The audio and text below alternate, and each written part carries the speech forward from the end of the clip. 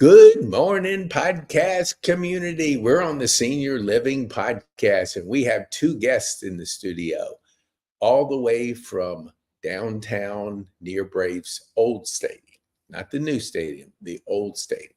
So I met Brian at an event, and then he told me a little bit of his story of leaving the corporate life. And I said, man, we got to have you on the podcast.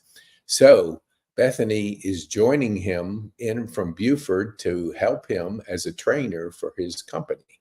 So Brian, you first, and then we'll go to Bethany. Tell our viewers who you are, what you do, and who you serve. Sure. Good morning. Brian Sullivan here. I am with Assisted Living Locators. I work the Metro Atlanta on the southern side of I-20, southwest, all the way like Stockbridge, all the way over Henry County, Coweta County, Clayton County, all the way over to Alabama, and then up Carroll County, Douglas County, etc. So, and I've been in this role just a few short months. So. Well, that's why Bethany's in the house. That's right. Exactly. Yes, that's good. And she came from Buford. So anybody that would come into the big city, there must be a reason. So Bethany, tell our viewers who you are, what you do, and who you serve too. Thank you. I am a corporate trainer and coach with Assisted Living Locators. I come from the senior living industry as a former administrator. I'm a board certified Alzheimer's educator and core trainer in the state of Florida. And I was able to pull all those skill sets together and go to work for Assisted Living Locators to help new owners launch their businesses. Wow. I love it. When I met you, I knew we were family because coaches are just the best out there. Now, with Brian leaving corporate life, I think you two are going to get along this week because he needs that local. I mean, when you work corporate, you're not. We talked about this briefly. You're not connected to the local community because you're doing corporate. You're all over the place. So, Brian, tell our viewers, why did you want to leave a guaranteed paycheck, a good life, to come into senior living? Well, to be honest with you, I think the world takes care of us in ways we don't understand. So, to be honest with you, my role at the bank I worked for many years was eliminated. And so that actually provided an opportunity for me to reassess what I wanted, right? So we talk about corporate, and everybody has a pretty good understanding of what corporate life is about. I just felt that at this point in my life, I wanted something a little bit more fulfilling. And literally, if the decision was made for me, I needed to capitalize on that decision and get something closer to, personal fulfillment and really something I would enjoy and something that would get me out of bed every morning with a big smile on my face. So I think, when the opportunity presents itself, you've got to take that opportunity and really take a good hard look at what you're doing. What's what are you going to get out of this? And what is your next step? And what do you want to do? So that's kind of how that came about. I love it. Did you with senior living, most of our guests and the people I know, they fall in love with the seniors. They may have had a different career in something else. Was it a grandparent? Was it a relative? Was there anything in your life that kind of got you close to senior living that kind of motivated? Could you buy any franchise out there? That's right. I mean, there's thousands of them. Why this industry? I actually worked with a career coach. So having moved out of my corporate role, I worked with a career coach, and she helped me assess myself as what my skill sets were, right? What did I want for goals in the next 10 years, even in closer 5 years and 3 years, and what makes me happy, what makes me tick. So there was some personal assessment there, and that was understanding what's going to make me happy. I think corporate life, we get it. It's nice to have a paycheck every few weeks, right? But they push you pretty hard. So this was more about what I can do to start really seeing a life that reflects my hard work. And so getting into something I wanted to do myself, I was presented with options from my coach who understood through the assessments and working with me over extended period of time, what's going to make Brian happy, right? So she brought me the opportunity to work with senior living and assisted living locators. It was actually one of the first opportunities she brought me, and it just resonated with me. My exposure to senior living in the past, my grandmother was in assisted living for years. And then last year, one of my best friends passed away from cancer. And so I had a big introduction into the care community that supports folks that are, sick, but at the same time, all the various services that come along with helping someone live with dignity at the end of their life, whether they're, my age, which my friend was, or whether they're a senior, right? So it just opened my eyes that there's a whole industry out there that really cares for others in a way that's fulfilling, makes a difference. And honestly, if I'm being honest, that people can make a living from. So I think that balance between the three, once I did some interviews with people in the industry, just made sense to me. And it was something I was willing to pursue. So it was kind of a combination of personal experience, with seniors, but also people my age. And I'm 57 years old. I have parents who are aging, right? And we're constantly focused on what are their care needs, right? Are they in the right environment? Do they have do they have that bubble that's going to keep them safe and happy and healthy? And so one eye on that, was important for me to kind of have that knowledge because my parents are very important to me. And, likewise, I've got friends who are my age, similar, and we're all facing this question, right? How do we support our parents in their, senior years and make sure they have the best life possible? So I like to be of value to others, and being in a place where I can provide information to many and support for, a subset of them really just made sense to me. So. Yeah, I love that. My quick story is I started out in golf podcasting, but I wasn't playing golf because of a stroke. So I wasn't getting the fulfillment that I used to get in golf. But moving into Overture here, the average age, some people say, is 80, might be a year or two either way. But it's an introduction to senior life. And you fall in love with the latter part of life because people self-reflect. They look at life differently than we did when we were 25. So Bethany, tell us, you have extensive background in seniors and what you did as administrator. At what point, why did you say, now I want to be a trainer, now I want to pour back into the industry? What was that decision like to move into a new role? Well, it started with working in memory care, and I was in Pennsylvania, and the beginning to study what the memory care training protocols were across the country, and my very strong opinion that it wasn't enough. And so I began working on memory care programming and working in that because I just saw the need. And so, it's not always easy to convince an entire industry that they're not doing enough. But I did it in the best way that I could by becoming, a subject matter expert and, offering things like, kind of no-brainer offers to companies, small to medium-sized companies to, really engage their employees and show them the value in the training. And so I did that for a while and became a corporate trainer for a couple of larger companies, mostly on a contract basis. But it's always been kind of driven by the need that we live our whole lives. We get to what a lot of people consider the end of life, which it's not, when you're moving into the senior living environment, and the quality should continue all the way to the end of life. I mean, we've worked hard our whole lives, and that last step should be the best.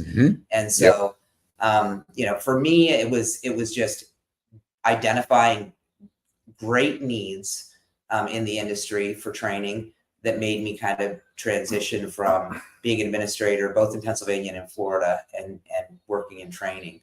And this role has sort of pulled a lot of the training that I've done together, because I've trained a number of marketers and salespeople in senior living in the buildings that I ran, and also the care training. And so it just kind of pulled everything together for me and checked all the boxes.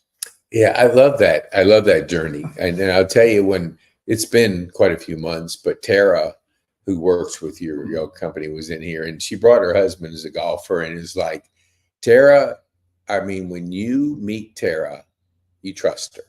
I mean, she just has that authenticity. I guess that's a word, being authentic kind of person that you just want to put your resources behind her. And I even called a friend. My friend called me. He's a golfer buddy. And he goes, I said, what you doing? He goes, I'm taking my mom around. We're looking at senior places. She had moved back from Hungary. And I said, Craig, you know what I do, don't you? And he was going like, no, not really. I said, I in the senior community. I podcast to the senior community. I said, why didn't you ask me? I mean, how could I assist you? But, kids are busy. They're busy in their career. And that's what we have seen is they don't understand the needs of the parents because they're building their career. And it's understandable. I even gave him Tara's name, but because Tara has an area here, he was wanting to be in a little different area. So I love what you guys do because it's critical to locate the right place. I always tell my friends, don't go by a website, go by leadership. Is that facility run right? And you know it because you're on the ground. You're meeting people, like Brian is constantly meeting people, and you get a sense of that. So Brian, what I want to just, so our viewers can understand a little bit about the process of what do you do with a client? Somebody calls you up and they're like looking to be located. What's your process like? Well, it's extremely important to hear the story, right? Because it'll often be, the family coming and saying, hey, there's been an event of some sort, right? Mom fell, or, dad did this. So you really have to listen to what they're telling you, right? Because there's going to be a lot of information in the story that's going to help you understand what they need, right? So there is a process there. I mean, you're going to have information, but you've really got to understand what those around the senior, want, which they think is the best for the senior, right? Mm-hmm. Because they've got that in mind. And so it's not just, hey, we need a 1-bedroom in a community like this. It's really, hey, what are their needs, right? So what is it that's going to make them thrive, not just survive, right? But they're going to need services, or they're going to need specific care, or they're going to need a specific location that's going to give them access to the folks in the community that has brought them there. So I think you've really got to understand who they are, understand their story, and then just make sure they understand how you can support them, right? Because a lot of times they don't understand what a locator can do for them.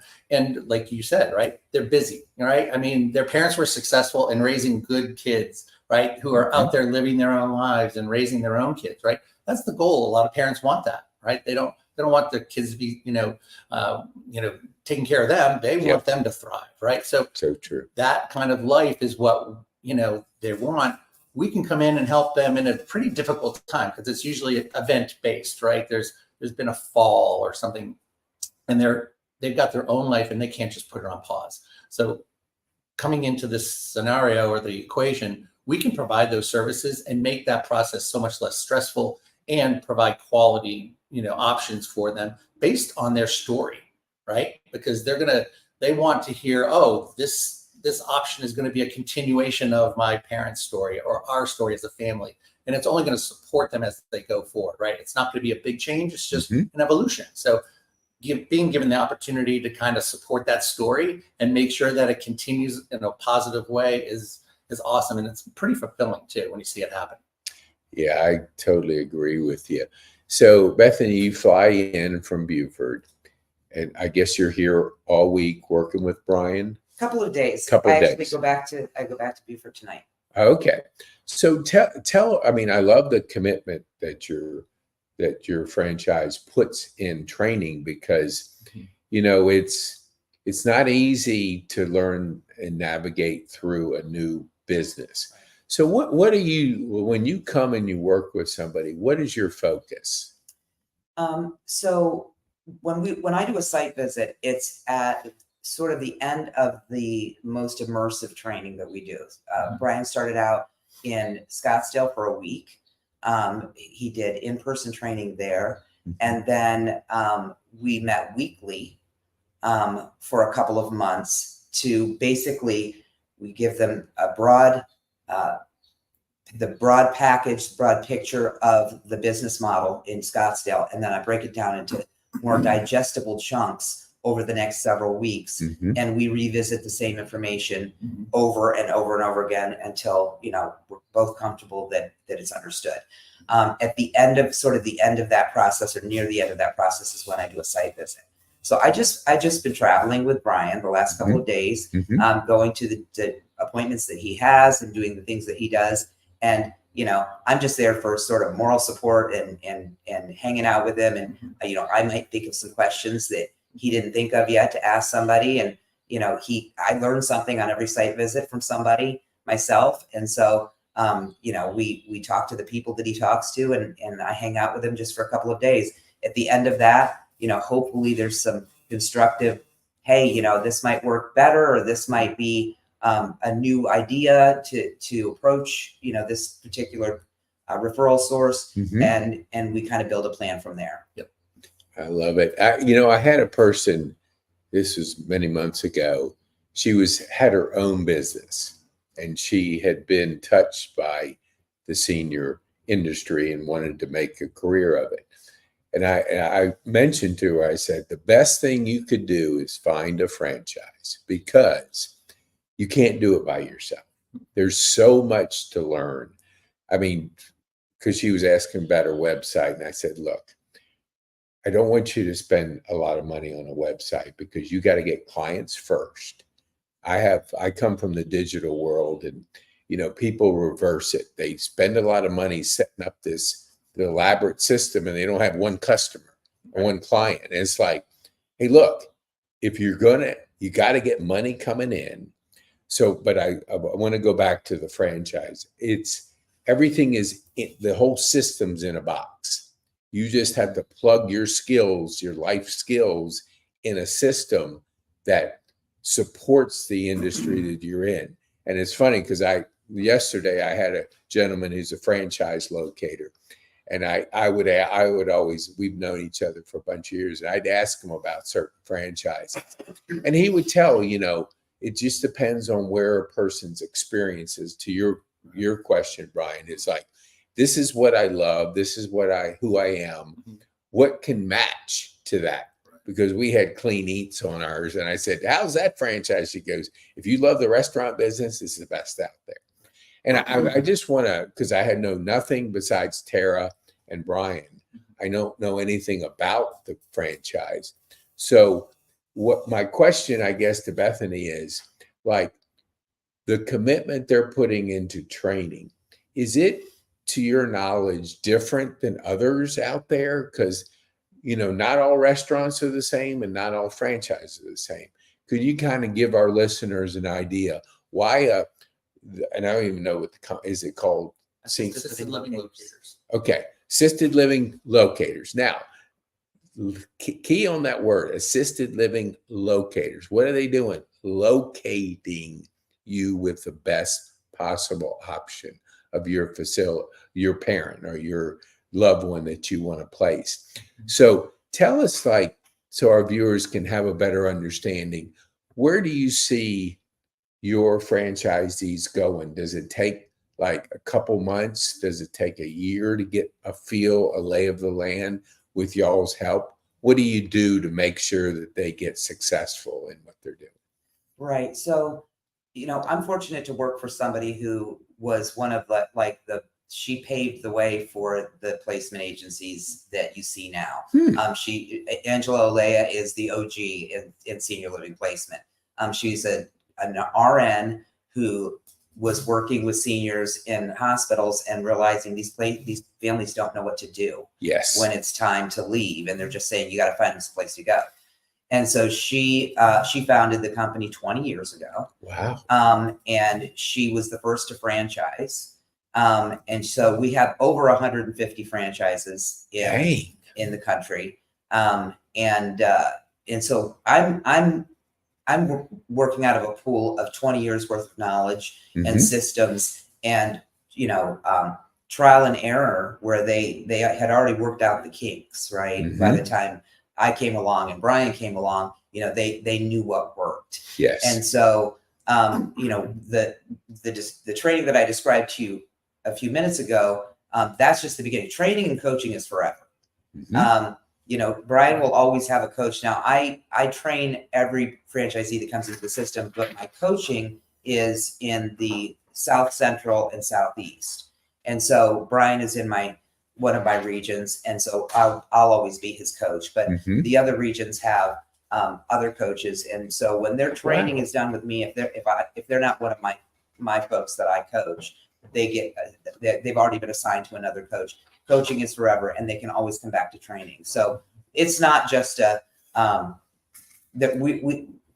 one of my biggest pet peeves is people just checking boxes. Yes. We need to inspire learning and not just check boxes. Yep. And so that's why training is forever. People can come back and revisit, and they do. I have people who even go back to Scottsdale and say, you know what, I need a refresher. I'm going to go back and do the week over. And so that happens more often than you would actually think. And we support people throughout the entire journey. I love that. I mean, learning is forever. I agree with you 1000%. So, Brian, you've been drinking out of a fire hose the last few months. What has been the biggest challenge, in that process? Because your information's coming at you from everywhere. How are you managing that? So, first, just to support Bethany and what she said, it's a big deal to make a career change, especially, at any point in your career, but, at this point as well. So to move from being in a corporate world to, to being an entrepreneur, basically, and being a franchisee, it's a big deal, right? So you kind of think, how am I going to make this work? So the support services that, Bethany gives me and assisted living locators in general has been it's been A, refreshing, but B, also just heartening in that they want us to succeed, right? Because we all, a rising tide lifts all boats. So if we're in this together and we're getting the support we need, we will all succeed. What I found, right, is going from a corporate structured world into being, basically, being an entrepreneur and having a franchise is, it's difficult, right? You go from one speed to another. And some of the difficulties are leaving a very structured environment, right? That's basically driven on quarterly results and serving the client, right? So, and making sure that we're doing things right. And in my case, it was banking. So highly regulated, right? A lot of fire drills every day to make sure that we've got the regulators in, et cetera. Now the pace is much different, right? And so I like it because it's I have more control over my schedule. I have a lot more freedom. But at the same time, I don't have the structure that really allowed me to excel and do a lot of things that made a difference, right? So that adjustment it's a pretty stark difference. But I think with the support I'm getting from assisted living locators and seeking out, we've had some great interactions and networking and meeting people in the industry, you quickly realize that there's a path here, right? It's just, you're going to go through this, transitional period.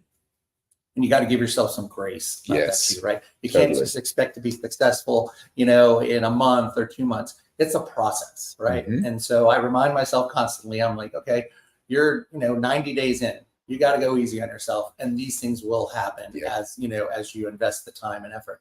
And, we've been talking about this, and I hate to use the word formulaic, but there's a formula there that says, hey, you build relationships, right? You show your authenticity, and your natural compassion will come out in that, and you're going to build a good business, and you're going to do right for others and support the community. So I think that's the biggest, the transition I'm in right now is, how do I manage my business effectively, right? Still learn what I need to learn and make a living, right? Because those three things are just important as a whole in order to make this successful. So, it's going to take time. Yep. I think we're all a little impatient, sometimes because we want everything happens really quickly these days. But if you just take a step back, have some patience, and realize, things will come with the investment you put into them. It's just going to take some time. So go easy on yourself, and build the things you need to make yourself successful, like structure, right? And going out and meeting people who can provide you, support, and honestly, networking, and people who will help you there. So, and I've been extremely fortunate. I've met you and some, the folks we met yesterday, very fortunate in that they're, hey, how can I help you? Right. Because ultimately they know what I'm doing supports the senior community. And I've just been overwhelmed by the amount of compassion people have in this industry, right? For ensuring that, senior life is quality life, and people have the support services they need and live a good quality life. And I got to tell you, there are so many people out there that want that goal, that have that goal. And that's really energizing. So, it's a balance of finding the right path for yourself, but also recognizing it's a learning process, and you're just going to have some patience and give yourself grace. I love that. I love that word, grace. We had a guy on back a number of months ago, and we were talking about the CNN versus the Fox crew. And there's no grace in the middle. It's like you're either one or the other. I mean, and then he was just saying, look, everybody's grows up differently. Give them a little grace. I mean, it's like, I might not agree. You may not be a golfer, but I hang out with golfers, but I can learn from you. So there's a lot in that. So Bethany, as we wind down, I want you just to tell our viewers, in your experiences, what part of relationship building is your part of? How do you emphasize that, and what's your opinion on it? So we work in a field that is 100% relationship building. From between our clients, we get clients for life. We don't just place people, and it's not transactional. And so that relationship is built over time, and then it's maintained even after they move wherever we help them to move. And then our referral relationships are relationships. These are people who we jointly want to help folks. And so, it's an interesting dynamic because we are not selling anything. We don't sell anything to our clients. We don't sell anything to our referral sources. And so, it's pretty easy to walk into a place that may have leads or referrals for you when you know that you're both just helping people. Is there anybody I can help you with today? Kind of a mindset. And so, everything we do is relationship driven, and there's no excuse for that. There's no substitution for it. You cannot be in this business and make a living at it unless you have built relationships in your community. And it's fortunately, as Brian said, it's not that hard to break into that community because people are kind. Yes. And the vast majority of them are there for the right reason. And so, when they find somebody else who wants to help seniors as well, they're like, come on in. Right. And so one of the things that I hear a lot of is, in training week, I tell them, we're going to have you doing all the things. You're going to meet all the people. You're going to be busy. I want you to meet everyone in the very beginning. And then a few months down the road, it's going to click with you when you walk into some kind of a networking meeting or something, and they all say, hey, Brian, good to see you. And you realize, wow, I've actually built relationships with these people. These are my friends now. Yes. And almost every single person that I train and coach comes back to me in a few months with that story and says, it is happening. It just occurred to me today. It clicked with me that it's happening. And so, all I can say is, what about our industry is relationship? Everything about our industry is relationship. It's all relationship. I love that. It's funny you say that because I'll see Tara out there, and it is exactly that case. I mean, everybody goes, Tara, Tara, Tara. It's like she is like the the mother of the community. And it's like, I don't know if that's an accurate term, but anyway. I'm gonna make sure she heard that. Yeah, I know. I love that. Yeah, I always say, I coach Tara too, so I love yeah, that. I know. She's brings just a connection, and I'll always kid her about her golfer husband and stuff. So we'll talk about stuff like that when her husband's with her at an event. We get off and we talk golf geeky stuff. But she is that way. Everybody knows her. Everybody wants her to kind of like, because she is that servant, that servant in the community that provides those services. Now, I'm going to, as we wind down, because I know you all have a lot to do, and we're going to go to a commercial break because I'm going to put your information up on here, Brian. So while we're doing that, doggone it. Okay. Yeah, okay. Let me try and get, this isn't what we're going to put up here, but where the heck did I put that? Okay. There we go. Okay. There we go. Okay. Well, I'm doing a commercial here. This is how you can get a hold of Brian. He'll come back. We're going to ask one more question, but we have some information to share with our community. Okay. So coming up May 22nd, we're going to bring our adult children together with their aging parents because laughter matters. We want you to have a date with your mom and dad, hang out, laugh. So Ken Kington, right here, is a nationally known clean comedy. I want to say clean because we appreciate clean comedy. We don't necessarily like all the other stuff, but we like clean. So you're going to be able to go laugh with your mom and dad, come out there, and see this QR code right here?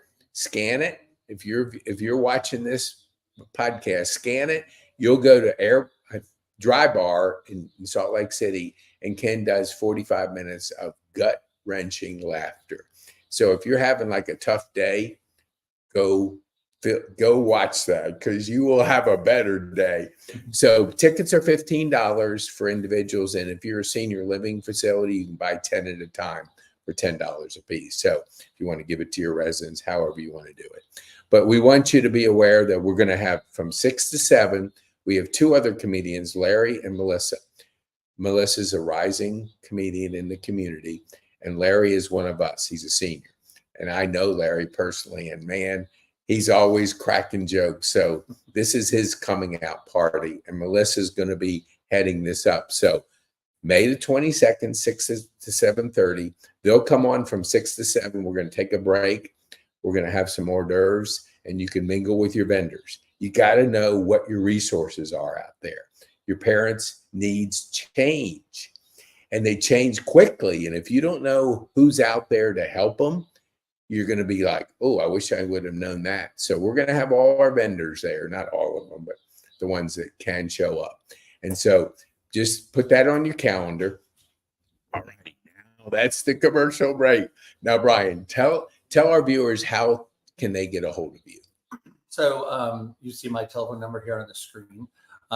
We also have assistedlivinglocators.com. I'm in the Southwest Metro Atlanta area. So if you plug in my name onto the website, it'll bring you to my site so you can capture me that way.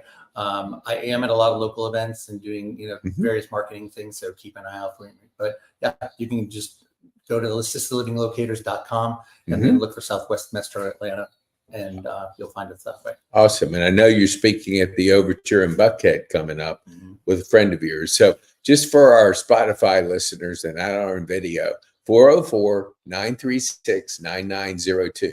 404-936-9902. That is Brian's personal cell. So you want to talk to him? He may not answer it because everybody gets a bunch of spam calls, but once he puts you in your address book, he will answer it. Right. So the final question I'm going to give you, what would be, Brian, I want to go you first, and then Bethany, I would love for you to finish it up. What would be the one thing that you would want our podcaster viewers to take home from this time with you today? I mean, honestly, there are services out there for every need. And I think, finding those services is critical simply because, we're all busy, right? And there's a lot of information out there. So if you can find resources that are going to be important to you, that will help, make the process smoother or help you navigate the systems easier, then grab those resources, right? At Assisted Living Locators, we're one of those resources. We literally are there to help support families as a senior transitions, or just to find a solution to their issue. So we're there to help them and do all the legwork, take that burden off of them so they can enjoy their seniors, right? And even as we mentioned before, right, the relationship doesn't stop if we place someone. We're there every step of the way, right? Move in, and then afterwards I'll be at the facility and the community, making sure that that placement worked well and that the senior is enjoying their life there, that we checked off everything as far as, hey, they've got a great community, their needs are taken care of, and they're thriving, right? So I think it's finding those resources is critical. A lot of information out there, but when you find someone, hold on to them and support them. I love it. Now, Bethany, that's tough to follow, but tell our viewers from your eyes, what would you want them to take home? And look, if you want to plug senior living locators, I've just met 2 people from your company and 2 good ones. So tell our viewers what they would want to know from your time on the podcast. Sure. I think what I'd want to know is that anybody can Google a list of communities for you. Anyone can hand you a list of communities. Anyone can take your information and blast it out to all the communities in town and make them call you. Not everybody will do a full intake and match you with only the places you can afford and that can provide you the level of care that you need. And then walk with you through the entire process, tour with you, give you insights while you're making the decision, navigate the sort of negotiation process where they can get you the best possible deal that's on the table, and then follow you through to the end of life. And not everybody does that, but Brian does that, and the people in Assisted Living Locators do that, and that's our model, and that's what makes us different. And so I would want people to know that, whether it's Brian or Tara in this area, or we have a third one in another part of Atlanta, Greg Santini. Any one of them can help you and would help you in a way that a lot of places won't. At no cost either. Families don't pay. So that is, and really, what you said, I agree. People will go online and they just they're trying to look on their cell, and you can't figure this out by yourself. You need somebody that's trained, that has the resources, has the relationships, that's going to hold you by the hand and help you find the best place for your mom and dad. Sure. So I want to thank you, and Bethany, have a good trip back to a town that doesn't have as much traffic as we have. But we have the beach. Oh, I know. Ooh, yeah, you're not rubbing it in. I love the beach, and it's a whole lot better walking on sand than concrete. I can say that. Yep. So thank you so much for being the guest and taking the time to come and be with our community. Thanks for having us, Pete. Thanks for having us.